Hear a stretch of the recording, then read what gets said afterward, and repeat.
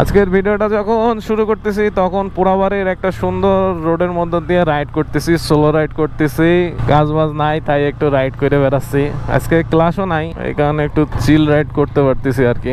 তো পোড়াবাড়ির এই রোডে রাইড করতে করতে আজকে একটা ইম্পর্টেন্ট ইস্যু নিয়ে কথা বলবো, যেটা কিনা আমার পালসার N160 এর ইস্যু। সেটা হলো এর ট্যাঙ্কে জং পড়া ইস্যু নিয়ে। আপনারা সেলফ মোটরটা নিয়ে একদম রিয়েলিস্টিক অনেক কিছু ইনফরমেশন পাইছেন আমার ভিডিওটা, যেটা আমি ইজিলি বুঝতে পারতেছি। কেননা এই বাইকের ক্ষেত্রে জাতীয় একটা সমস্যা হলো সেলফ মোটর, এবং এই সেলফ মোটর ইস্যুর পরে সেকেন্ড যে জাতীয় সমস্যাটা আসে পালসার N160 এর ক্ষেত্রে, সেটা হইলো আমাদের N160 ট্যাঙ্কে জং ইস্যু। এবং আমিও কিছু ইস্যু ফেস করতেছি ট্যাঙ্ক নিয়ে, যেটা কিনা আপনারা দেখতে পারবেন এই ভিডিও শেষ পর্যায়ে। তো যে জংয়ের ইস্যুটা খুবই সিভিয়ার ভাবে দেখা গেছে, কেননা আমরা একটা গ্রুপে অ্যাড আছি Pulsar N160 N250 riding club নিয়ে পিআরসির।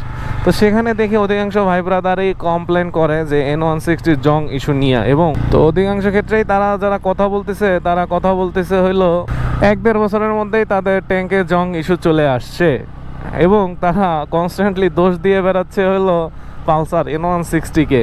এখন প্রশ্ন আসতে পারে, তাইলে কি শুধু N160 তেই জংয়ের ইস্যু হয়? আমি বলবো না ভাই, N160 তেই শুধু জংয়ের ইস্যু হয় না। আমরা N160 N250 এর গ্রুপে আসি, তাই আমাদের মনে হয় যে হ্যাঁ, এখানে একটা জংয়ের ইস্যু শুধু পালসার N160 তেই আছে, কিন্তু আসলে এরকমটা না। আমি একটা ভাইয়ের ভিডিও দেখি, রেভ উইথ আবির ভাইয়ের ভিডিও। উনি সেখানে রিসেন্টলি একটা ভিডিওতে শো করছে যে তার জিক্সার মনোটনে ট্যাঙ্কিতে জংয়ের ইস্যু আসছে। আপনারা চাইলে ভিডিওটা দেখতে পারেন। আমি যদি ইউটিউবে লিঙ্ক শেয়ার করা যায় কিনা আমি জানি না, তাইলে আমি লিঙ্কটা শেয়ার করে দিব। এখন স্বভাবতই আপনারা তখন যদি ভিডিওটা দেখেন বুঝতে পারবেন যে আসলে জং ইস্যুটা শুধু পালসার N160 এর ক্ষেত্রেই না, এটা অন্যান্য বাইকের ক্ষেত্রেও হয়ে থাকে। বাইক কেনার পরেই হঠাৎ করে জং যদি চলে আসে বাইকে, সেক্ষেত্রে আসলে মন মানসিকতাটা খুবই খারাপ হওয়াটাই স্বাভাবিক। ওই যে সামনে আমরা আপনাদের বাইরে দেখা যাচ্ছে ওই N160। চলে যাবো নাকি সাইড দিয়ে?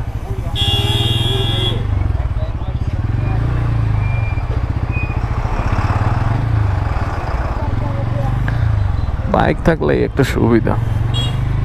তো আমার গোপ্রোর চার্জ মনে হয় প্রায় শেষ হয়ে যাবে, আমি একটু কথাগুলো বলি। তো 1 বছরের মধ্যে যদি ট্যাঙ্কে জংয়ের ইস্যু চলে আসে, তখন আপনাদের মনে প্রশ্ন আসতেই পারে বাজাজ তাহলে কি ম্যাটেরিয়াল দিয়ে এই ট্যাঙ্ক বানাইলো। এখন আমার যতদূর মনে হয় বাজাজকে এগুলা নিজেরাই বানায় নাকি কোনো কোম্পানির কাছ থেকে নেয়, এটা আমার ঠিক অজানা। আপনারা যদি এই জিনিসটা জানেন, বুঝছেন, তাহলে শেয়ার করবেন কমেন্টে। শালা এগুলো পিছে থাকতেও করে ভয়।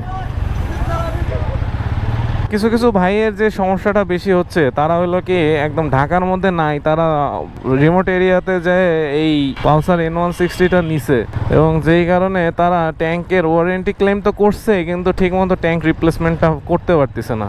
এই জন্য তাদের আরো সমস্যাটা বেশি হচ্ছে, বুঝতে পারছেন? তো ওইসব ভাই ব্রাদারকে খুবই কষ্ট হচ্ছে এইটা নিয়ে, ট্যাঙ্ক ইস্যুটা নিয়ে। কিন্তু ঢাকার মধ্যে যারা আছে তাদের আর এই সমস্যাটা হইতেছে না, কেননা তারা ইজিলি ট্যাঙ্ক রিপ্লেসমেন্ট করতে পারতেছে, এবং তাদের জন্য বাজাজ ফেয়ার মূলত খুব ভালোভাবেই এই সুবিধাটা নিয়ে আসছে। বাজাজ ফেয়ারের ভাই ব্রাদার সার্ভিসিং এর ক্ষেত্রে এক কথায় জোস।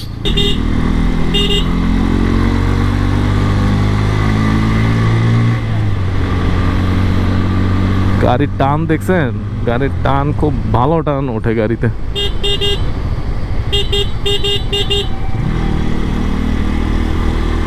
N160 ব্রেক এন্ড পিরিয়ডটা শেষ হইলে, একটু ফ্রি হইলে কোনো একটা দিকে ট্যুরে যাব, কেন ট্যুর করতে না পারলে আর ভালো লাগতেছে না।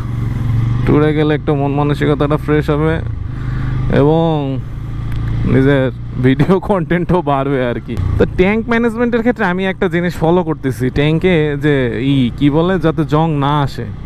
সেক্ষেত্রে আমি যে জিনিসটা ফলো করতেছি সেটা হলো, আমি যখন ট্যাঙ্কটা ভরি, মানে রিফিউলিং করি, তখন ফুল ট্যাঙ্ক নেওয়ারই ট্রাই করি। কারণ এটার কারণ একমাত্র হলো আমার এই ট্যাঙ্কের জং ইস্যুটাই, এছাড়া আর কোনো কারণ নাই। তো জং ইস্যুটা আমি প্রিভেন্ট করতেছি, কেননা যখন আমার মনে হয় ফুল নেই, তখন ওইখানে উপরের যে কিছু মেটাল আছে ওইটা ট্যাঙ্কিতে কি বলে অকটেনে একটু ভিজে, এবং ভিজে যদি কোনো জংয়ের আয়রন বা কিছু পরেও তেলের কারণে একটু হলেও সাপ্রেস হবে, আমার যেটা মনে হয় আর কি। আমি জানি না, এটা আমার একদম খুবই হাইপোথেটিক্যাল থট।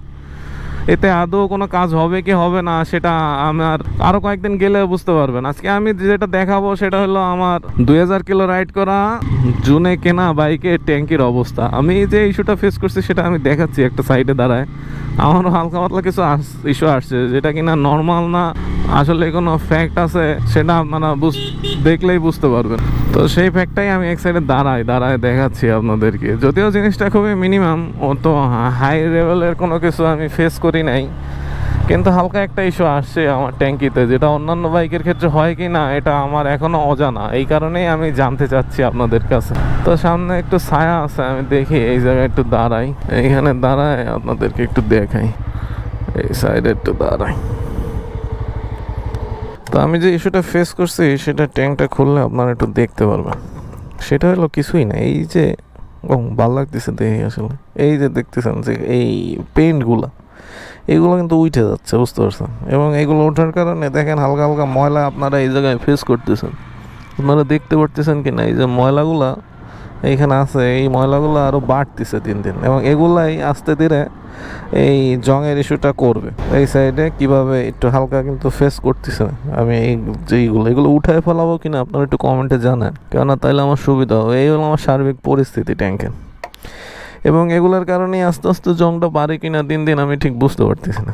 এছাড়া আর কোনো ইস্যু এখনো ফেস করি নাই আমি জং নিয়ে, আর বাকি তো চালাচ্ছে মোটামুটি ভালোই এখন পর্যন্ত। অন্য কোনো সমস্যা থাকলে তো ভালো সলভ দেওয়ার জন্য ঢাকার বাজাজ ফেয়ার আছেই। তো অবশেষে ভিডিও বানানোর পরে কিছু সাবস্ক্রাইবার উৎসাহ দিতেছে, 2-1জন সাবস্ক্রাইবার পাইছি যারা খুবই সাপোর্টিভ হয়েছে, যারা হেল্পফুল নেচারে আমার সাথে কমেন্টে কথা বলছে, এবং তারা আমাকে অনেক ইনফ্লুয়েন্স টাইপ কথাবার্তা বলছে, যে কারণে আমার আরও ভিডিওতে ভিউ কম আসলেও আমার ভিডিও বানানোর একটা যে ইচ্ছা সেটা আসতেছে। তো ধন্যবাদ তাদেরকে মন থেকে, তারাই এই পরিবারের কন্টিনিউয়াস মেম্বার হতে যাচ্ছে। অদূর ভবিষ্যতে যখন এই পরিবারটা বড় হবে আরও মেম্বার বাড়বে। তো যাই হোক, আবার জ্যামের মধ্যে ঢুকতেছি, সামনে হয়তো আরও জ্যাম ট্যাম বাড়বে। আর কথা না বাড়াই, দেখা হবে অন্য কোনো ভিডিওতে। ততক্ষণ পর্যন্ত ভালো থাকবেন, সুস্থ থাকবেন। ট্যাঙ্ক নিয়ে আর কোনো ইস্যু হলে আমি জানাবো আপনাদেরকে ভিডিওতে।